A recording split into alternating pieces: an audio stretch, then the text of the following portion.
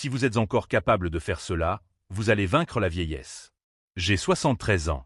Et pendant longtemps, j'ai cru que vieillir, c'était perdre. Perdre sa force, perdre sa mémoire, perdre son équilibre, perdre peu à peu tout ce qui fait qu'on est soi-même.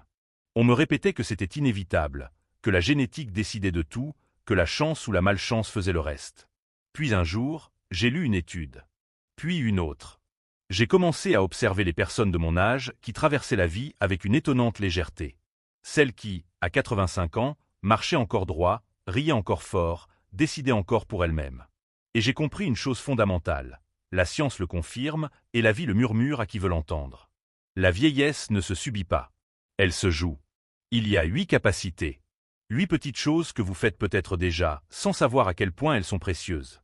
Si vous avez entre 65 et 80 ans et que vous les possédez encore, vous n'êtes pas en train de simplement vieillir. Vous êtes en train de vaincre la vieillesse. Et le plus beau dans tout ça, c'est que cela ne dépend presque pas de votre argent, ni de vos gènes, ni de la chance. Cela dépend de vos habitudes. De ces gestes que vous répétez chaque jour sans savoir qu'ils sont votre trésor. Alors aujourd'hui, je vais vous les raconter. Non pas comme une liste de courses, non pas comme un manuel médical, mais comme une conversation entre deux personnes qui savent que le temps presse et que chaque jour compte. 1. Bouger seul, se lever seul, exister seul. La première capacité, la plus fondamentale de toutes, celle sans laquelle toutes les autres s'effondrent. Pouvoir se mouvoir de façon indépendante. C'est si simple qu'on n'y pense pas. Se lever de son lit sans appui. Aller aux toilettes sans sonner quelqu'un. Faire sa propre cuisine, même modeste. Prendre sa douche sans avoir peur de glisser. Je me souviens de ma voisine Lucienne, 76 ans. Elle ne court pas, elle ne fait pas de sport intensif. Mais tous les jours, elle sort de chez elle avec son petit cabas, elle marche lentement jusqu'à la boulangerie, elle fait 3 rues. Quand ses enfants lui disent « Maman, laisse-nous faire les courses », elle répond une phrase que je n'oublierai jamais. « Tant que je marche, je commande ma vie ». Cette phrase, c'est toute la sagesse du monde.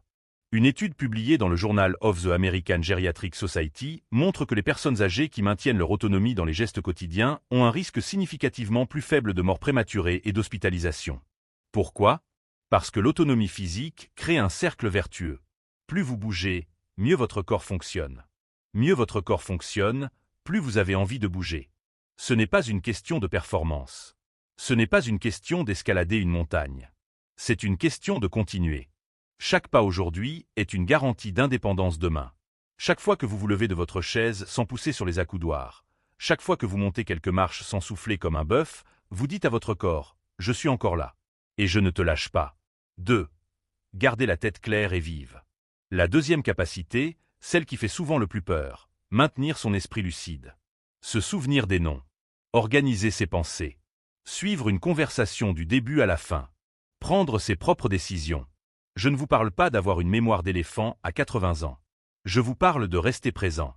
De savoir ce que vous avez fait hier, ce que vous allez faire demain, de payer une facture sans vous embrouiller, de suivre le fil d'une discussion sans vous perdre.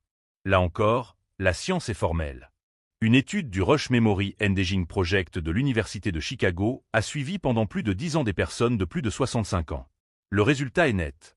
Ceux qui maintiennent une activité cognitive régulière, lecture, conversation stimulante, apprentissage continu, ont un déclin cognitif nettement plus lent que ceux qui restent intellectuellement inactifs.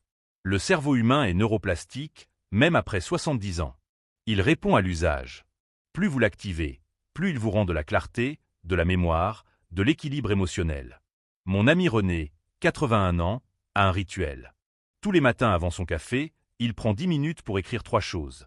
Ce qu'il a rêvé, ce qu'il doit faire et ce qu'il a appris la veille. Il me dit que ce petit rituel est son médicament de la tête. Et ça marche. Il parle avec lucidité, il raconte des histoires avec des détails incroyables, il aide encore ses voisins à ranger leurs papiers. Sa mémoire n'est pas parfaite, mais elle est éveillée. Et tant que l'esprit est éveillé, le chemin reste le nôtre. 3. Gérer son argent, même un tout petit peu. La troisième capacité surprend souvent. Elle ne figure pas dans les listes habituelles. Pourtant, les recherches en santé mentale des seniors la confirment comme décisive. Savoir gérer son propre argent. Il ne s'agit pas d'être riche. Il s'agit d'avoir le contrôle. De savoir ce qui entre et ce qui sort. De pouvoir décider d'acheter quelque chose ou de refuser. De dire oui ou non sans dépendre de personne.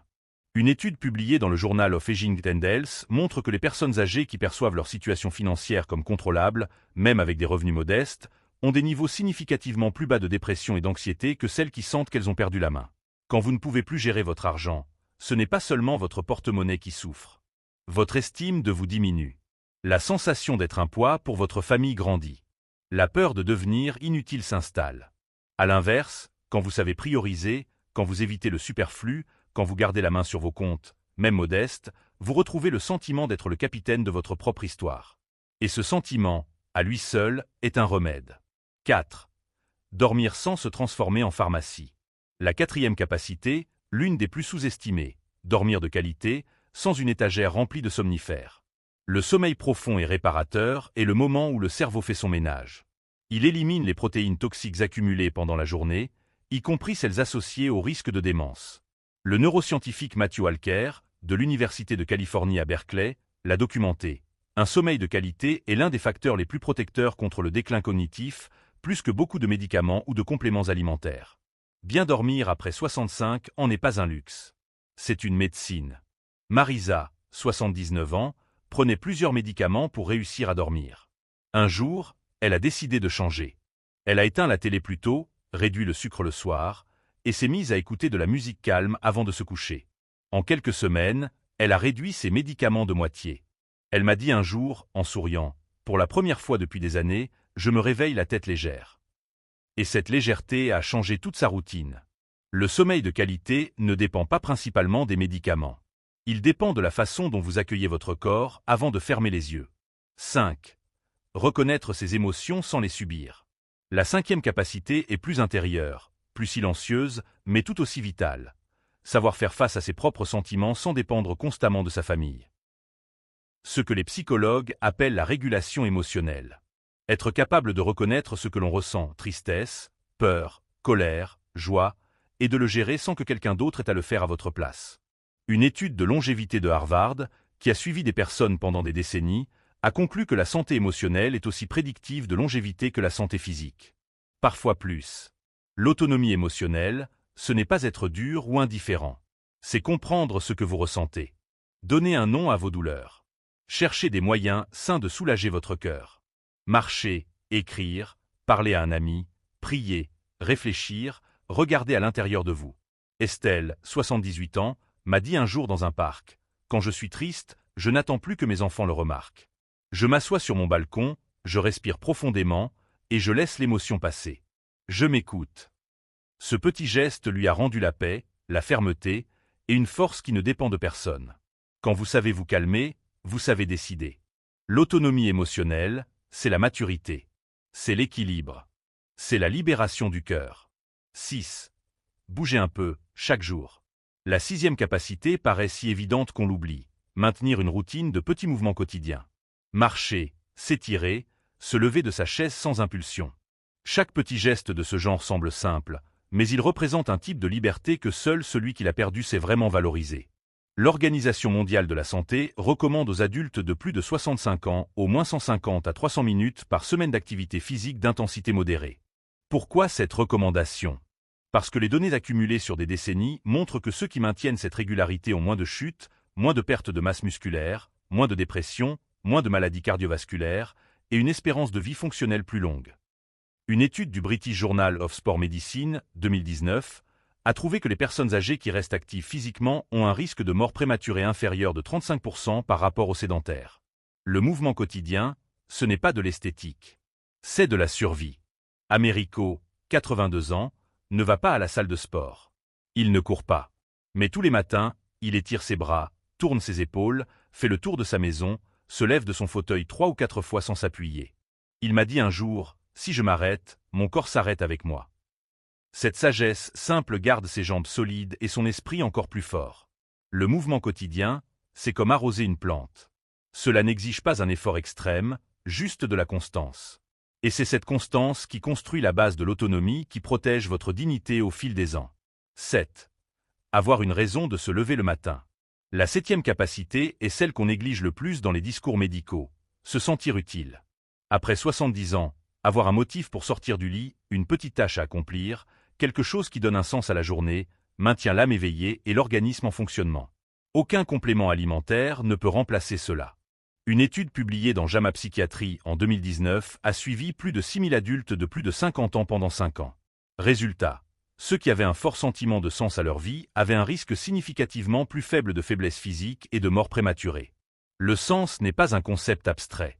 C'est un prédicteur biologique de santé. Le sens peut être très simple. Beaucoup plus simple que ce que l'on imagine. S'occuper des plantes. Aider un voisin. Faire de l'artisanat. Lire. Organiser de vieilles photos. Préparer un repas avec attention. Apprendre quelque chose de nouveau. Ce qui compte, ce n'est pas la taille de la tâche. C'est la valeur qu'elle a pour vous. Raimondo, 79 ans, ancien électricien, était entré dans une phase difficile après sa retraite.